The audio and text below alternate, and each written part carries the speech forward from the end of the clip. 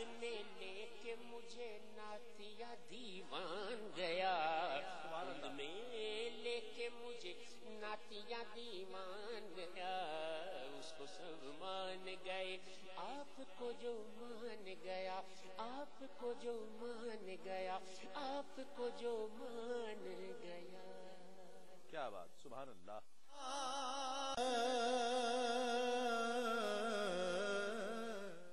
ناظرین خوش آمدید، آپ پروگرام دیکھ رہے ہیں بزم سحر تسلیم صابری کے ساتھ، اور وقت ہے سنہری بات کا۔ آج کی سنہری بات سرکار دو عالم صلی اللہ علیہ وآلہ وسلم کے اس اسم گرامی کے حوالے سے ہے کہ حضور کا اسم گرامی ہے شاہد۔ یہ لفظ شاہد شہود سے ماخوذ ہے، اور شاہد کے معنی ہے جاننے والا، مشاہدہ کرنے والا بھی اس کا معنی ہے، اور حاضر اور موجود رہنے والا بھی شاہد کے معنی ہے۔ یہ نام سرکار دو عالم صلی اللہ علیہ وآلہ وسلم کو اس لیے عطا فرمایا گیا کہ آپ عطائے الہی سے وہ کچھ جانتے ہیں جو کوئی دوسرا نہیں جانتا ہے۔ آپ امت کے احوال اور کائنات کے حقائق کا مشاہدہ فرماتے ہیں، اور دنیا اور آخرت میں عطائے الہی سے ہر شے پر ناظر اور مطلع ہونے کی وجہ سے حکمن حاضر اور موجود ہیں۔ سورہ احزاب میں اللہ رب العزت ارشاد فرماتا ہے، یا ایھا النبی انا ارسلناک شاہدا و مبشرا و نذیرا، اے نبی مکرم ہم ہی نے آپ کو لوگوں کے احوال کا گواہ اور ان کو خوشخبری سنانے والا اور نصیحت کرنے والا بنا کر بھیجا ہے۔ حضرت انس رضی اللہ تعالیٰ عنہ روایت کرتے ہیں کہ میں آج حضور صلی اللہ علیہ وآلہ وسلم نے فرمایا کہ میں آج کے دن کی طرح روز قیامت بھی تمہارے اوپر گواہ ہوں گا۔ شاہد کے معنی جس طرح میں نے ذکر کیا، یہ تو جاننے والا، مشاہدہ کرنے والا، اور شاہد کے معنی حاضر اور ناظر کے بھی ہیں۔ امام راغب اصفہانی المفردات میں لکھتے ہیں کہ شہود اور شہادت کے معنی مشاہدے کے ساتھ حاضر ہونے کے ہیں، خواہ آنکھ سے ہو یا دل کی بصیرت سے ہو۔ روایت میں آتا ہے، حضرت عمر فاروق رضی اللہ تعالیٰ عنہ روایت کرتے ہیں، صحیح بخاری میں حدیث موجود ہے کہ ایک دن رسالت میں آپ صلی اللہ علیہ وآلہ وسلم ہمارے درمیان کھڑے ہوئے تو آپ نے مخلوق کی پیدائش کی ابتدا سے ذکر فرمایا،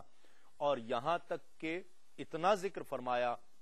کہ جنتی اپنے مقام پر پہنچ گئے اور دوزخی اپنے مقام پر، یعنی ابتدائے خلق سے لے کر اہل جنت کے جنت میں داخل ہونے اور ان کی منازل تک کا ذکر فرما دیا، اور اہل جہنم کے جہنم میں داخلے اور ٹھکانے تک کا بیان فرما دیا۔ پس اسے یاد رکھا جس نے یاد رکھا، اور بھول گیا جو اسے بھول گیا۔ شاہد کے معنی جس طرح میں نے ذکر کیا نگہبان کے بھی ہیں کہ سرکار دو عالم صلی اللہ علیہ وآلہ وسلم حاضر و ناظر بھی ہیں اور نگہبان بھی ہیں۔ تو یہ شاہد کے معنی جس طرح میں نے ذکر کیا، جو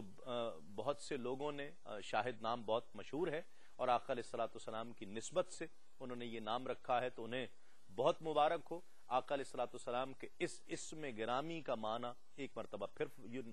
نوٹ فرما لیجئے، جاننے والا، مشاہدہ کرنے والا، اور حاضر اور ناظر موجود رہنے والا۔ رسول مجتبیٰ کہیے، محمد مصطفیٰ کہیے، رسول مجتبیٰ کہیے، محمد مصطفیٰ کہیے، خدا کے بعد بس وہ ہیں، پھر اس کے بعد کیا کہیے۔ کیا بات ہے سرکار دو عالم صلی اللہ علیہ وآلہ وسلم کی۔ ناظرین محترم، اس کے علاوہ بہت سے لوگ کال کرتے ہیں، میسیجز کرتے ہیں، اور اس تمنا کا اظہار کرتے ہیں کہ ہم یہ پروگرام کہیں لائٹ کی نہ ہونے کی وجہ سے یا نیند کی وجہ سے یا کسی اور مصروفیت کی وجہ سے دیکھ نہیں پاتے ہیں، تو اسے ریپیٹ کر دیا جائے۔ تو ریپیٹ کے لیے اتنا بڑا سیگمنٹ، اتنا بڑا سلاٹ نکالنا تو ممکن نہیں ہے، اور یہ پہلے بھی نہیں ہوتا آیا۔ آپ اگر اسے دیکھنا چاہیں تو وصالیار.com پر آپ ملاحظہ کر سکتے ہیں۔ سحری ٹائم کے تمام پروگرامز آپ کو وہاں پر دستیاب ہوں گے۔ تو یہ ایک آسانی ہے کہ وہ لوگ جو اس پروگرام کو کسی وجہ سے نہیں دیکھ پاتے، اول تو آپ شامل ہوں اس پروگرام میں، اور اگر نہ ہو پائیں تو وصالیار.com پر اس پروگرام کو دیکھ سکتے ہیں۔ ہم بات کر رہے ہیں آج ان موضوعات، ان چیزوں کے حوالے سے، میڈیکل کی ان اچیومنٹس کے حوالے سے کہ جو اس صدی کا حصہ رہی ہیں اور اسی صدی میں انسان نے ان چیزوں کو حاصل کیا ہے، پا لیا ہے، اور اس سے انسان کی فلاح اور بہبود جڑی ہوئی ہے۔ اس حوالے سے ہم بحث کر رہے تھے اور گفتگو ہو رہی تھی بلڈ کے حوالے سے، چونکہ بلڈ دینا، کڈنی ڈونیٹ کرنا، لوگ مرتے وقت اپنی آنکھوں کا عطیہ کر دیتے ہیں، یہ تمام چیزیں جو ہے اس حوالے سے کیا حکم ہے، اور بیچنے کا بھی، کہ اس کو بیچا بھی جا سکتا ہے کہ نہیں، اس حوالے سے ایک مختصر سے وقفے کے بعد لوٹیں گے اور انشاءاللہ گفتگو کریں گے، اس یقین کے ساتھ آپ کہیں نہیں جائیں گے۔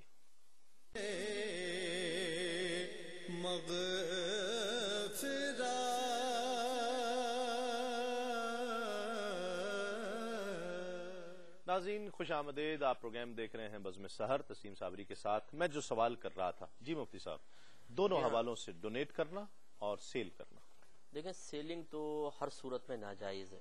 کیونکہ ہم اس چیز کے مالک نہیں ہیں، اور جو جس چیز کا مالک نہ ہو اس کو آگے سیل کر ہی نہیں سکتا، کیونکہ خرید و فروخت کی اصل تو یہی ہے کہ مبادرۃ المال بالمال بالتراضی، مال کو مال کے بدلے میں لینا دینا باہم رضامندی کے ساتھ، تو یہ ہمارا جسم مال ہے ہی نہیں۔ لیکن بالفرض اگر بہرحال کوئی چیز جیسے ہمیں ضرورت ہے اعضا کی، اور پہلی بات تو یہ ہے کہ اعضا اسی صورت میں دے سکتے ہیں جب سامنے والے کی جان کا بچنا اس عضو کے حاصل کرنے پر موقوف ہو، چاہے یہ خون ہے، چاہے کڈنی ہو، چاہے کوئی، اور دوسری بات یہ کہ جو دے رہا ہے وہ ہلاکت میں مبتلا نہ ہو، ٹھیک ہے، کیونکہ یہ کہیں شریعت نے نہیں لکھا کہ ایک کی جان بچائے دوسرے کی جان کو خطرے میں ڈالے، تو لہذا جیسے انتقال خون ہے کہ اگر میں دے سکتا ہوں اور مجھے کوئی نقصان نہیں پہنچے گا اور سامنے والے کی جان اس پر موقوف ہے تو بالکل دینا چاہیے۔ اب یہ صورت یہ ہے کہ بالفرض ایک شخص کہتا ہے میں پیسے کے بغیر نہیں دیتا ہوں، تو اس کا یہ مطالبہ ناجائز، جو پیسے لے رہا ہے یہ بھی ناجائز، لیکن بہرحال اس صورت میں خریدنا جائز ہوگا، کیونکہ مجبوری کی صورت ہے، اب اس کے بغیر نہیں مل رہا۔ لیکن پیسے کے بغیر یہ ایک ایسا فیکٹر ہے، پیسہ اس کے بغیر ایک آمادہ کیسے ہوگا، اور جو خوشحال ہے اسے وہ دے گا نہیں، خون تو دے دے گا، کڈنی نہیں دے گا۔ یہ تو اپنے کڈنی تو خیر ایک الگ مسئلہ ہے، اپنے جیسے رشتہ دار ہوتے ہیں خون دیتے ہی ہیں، خون تو دے دیتے ہیں۔ اصل مسئلہ وہی ہے کہ یہ ایک مال نہیں ہے کہ ہم اس کو بیچ کر، اگر یہ چیز رائج کر دی جائے بالفرض تو ہر غریب آدمی اپنے اعضا بیچنا شروع کرے گا، ٹھیک ہے، بچوں کو بیچ دے گا، اعضا کو بیچے گا، اور شریعت نے اس قسم کی خرید و فروخت کو بالکل منع فرمایا۔ جو بلڈ بینک کا تصور ہے، بلڈ بینک اب ہماری مجبوری بن چکا ہے، اصل میں ہمارا لائف سٹائل چینج ہو گیا ہے، ہمارے طریقہ کار بدل گئے ہیں۔ پہلے دور کے اندر دیکھیے کہ سواریوں کا نظام، ٹکر ہونا کوئی ایسی چیز نہیں تھی، اونٹ چل رہے ہیں، گدھے گھوڑے ہیں، اب گاڑیاں چل رہی ہیں، ایک پلین کریش ہوتا ہے، ایک دم لاشیں بکھر جاتی ہیں۔ ایسی صورت میں اگر آپ خون جمع کر کے نہیں رکھیں گے تو اچانک ایمرجنسی کے ٹائم میں جیسے بم بلاسٹ ہو جاتے ہیں، پھر کہاں سے خون لے کر آئیں گے؟ تو اس لیے اب اس کی بھی ضرورت محسوس ہوئی کہ تھوڑا لے کر رکھ لیا جائے، ریزرو کر لیا جائے، اور اس صورت میں اگر کوئی بالفرض ویسے نہیں دے رہا تو پھر وہ خریدنا بھی جائز ہوگا، لیکن بیچنا بہرحال ہر صورت کے اندر ناجائز ہی قرار دیں گے، قصب خبیث کہلائے گا، کرنا نہیں، بیچنا نہیں چاہیے۔ پوسٹ مارٹم کا بہت رواج ہو گیا، پوسٹ مارٹم ٹھیک؟ دیکھیں پوسٹ مارٹم کی ایک پہلو سے دیکھیں تو جوازی صورت نظر آتی ہے۔ مثال کے طور پہ اگر کسی شخص کی موت مشکوک انداز سے ہوئی ہے کہ شاید کسی نے زہر دیا ہے، کوئی چیز کھلائی ہے، تو ایسی صورت میں تو اب لاش کی بے حرمتی کا اعتبار نہیں کریں گے، بلکہ قاتل تک پہنچنے کے لیے یا شک کو رفع کرنے کے لیے پوسٹ مارٹم کرنا لازم ہوگا۔ ٹھیک ہے۔ دوسری صورت یہ ہے کہ ویسے ہی مطلب جیسے میڈیکل کے اسٹوڈینٹس ہوتے ہیں ان کو دکھانے کے لیے کیا جائے، تو بہرحال شریعت نے مسلمان کی لاش کی بے حرمتی تو منع کی ہے۔ اچھا، ایک تو یہ کہ یا تو کوئی مطلب نان مسلم ہو، غیر مسلم کی لاش ہو، یا پھر آج جیسے جدید دور آ گیا ہے تو ڈمیز ایسی بنا لی جائیں، ایسے اعضا مصنوعی بنا لیے جائیں کہ بالکل لاش کی طرف کو کاٹا جائے، اندر سارے اعضا بنائے جائیں، اور یہ پاسبل ہے، اس پر اب آپریشن کیا جائے۔ لیکن بہرحال اگر پھر اس کے باوجود بھی یہ کرتے ہیں تو یہ مطلب میں ہے کوئی اعضا کی اگر صرف ناجائز اس وجہ سے کہا جا رہا ہے تو کرا لیا جائے۔ اگر مطلب میں عرض کرتا ہوں کہ دیکھیں اس میں اصلاً تو پھر یہی ہوگا کہ سب سے پہلے تو صبر و تحمل کا کہا جائے گا، ان علماء کے قول کا احترام کرتے ہوئے جنہوں نے بلا عذر ستر کھولنے سے منع فرمایا۔ لیکن اگر کسی کی کنڈیشن ایسی ہے، کیونکہ طبیعتیں مختلف ہوتی ہیں، بعض اوقات انسان صبر نہیں کر پاتا اور اتنی حالت عجیب و غریب ہو جاتی ہے، یا بچی کے سسرال والوں کا پریشر اتنا زیادہ ہوتا ہے، یا تو بچی خودکشی کی طرف مائل ہوتی ہے، یا بعض اوقات کلمات کفر کی طرف آ جاتی ہے، تو اللہ کی بارگاہ میں کے جو تانے ہیں وہ بھی تو جینے نہیں دیتے۔ جی ہاں، بہرحال تو یہ اپنی کمی تو اپنی جگہ ہے، لیکن معاشرہ زندہ نہیں رہنے دیتا۔ بالکل، اس ماں کو بہانا چاہیے دوسرا رشتہ کر لو، دوسری شادی کر لو۔ چلے دوسری شادی بھی بہرحال وہ تو لڑکی کے لیے اتنی کوئی مضر نہیں ہے، لیکن یہ صورت جو ہے کہ وہ تانوں کی وجہ سے طبعی کمزوری کی بنا پر کفر کے انتہائی قریب پہنچ جائے، ایسی کوئی واقعی کنڈیشن آ جائے تو اس میں یقیناً پھر اجازت دی جائے گی کہ اگر مرد و عورت کے ہی اعضا ہوں، مطلب نطفے دونوں کے انہی کے ہوں اور ماں کے ہی رحم میں رکھا جائے تو پھر اس کی گنجائش نکل سکتی ہے۔ کلوننگ بہت زیادہ پچھلے کچھ سالوں سے، 1-2 اشروں سے جو ہے یہ کلوننگ کے حوالے سے اصل میں دیکھیں کلوننگ کے سائیڈ ایفیکٹ بہت زیادہ ہیں۔ یہ یقینی سی بات ہے کہ یہ ٹیکنالوجی ہمارے مسلمانوں کے پاس تو ہے نہیں، یقینی سی بات ہے کہ کہیں اور سے آئے گی تو، اور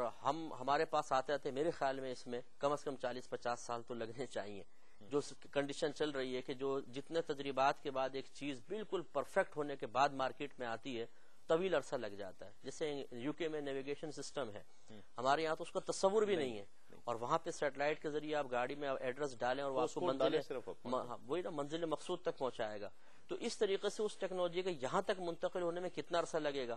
اس کے جواز کے حکم کا مطلب یہ ہے کہ ایک ایسی راہ دکھا دینا کہ جس میں انتہائی فتنے اور انتشار ہے، بالکل آپ کی شکل کے ایک شخص پیدا کر دیا جائے جو مختلف مقامات پہ جا کر آپ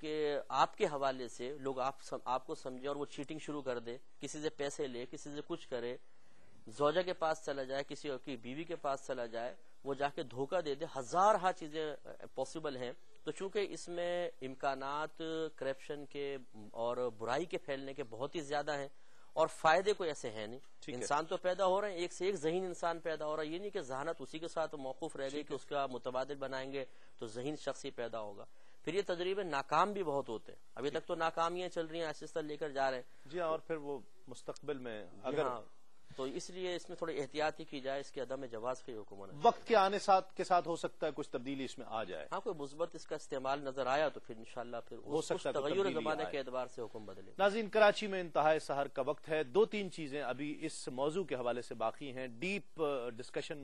میں نہیں جا رہا ہوں، بس کچھ فیصلے لے رہا ہوں جو فتاوی کیا ہو سکتے ہیں فقہی حوالوں سے۔ وقت کی کمی کی بنا پر کراچی میں انتہائے سحر کا وقت ہے، آپ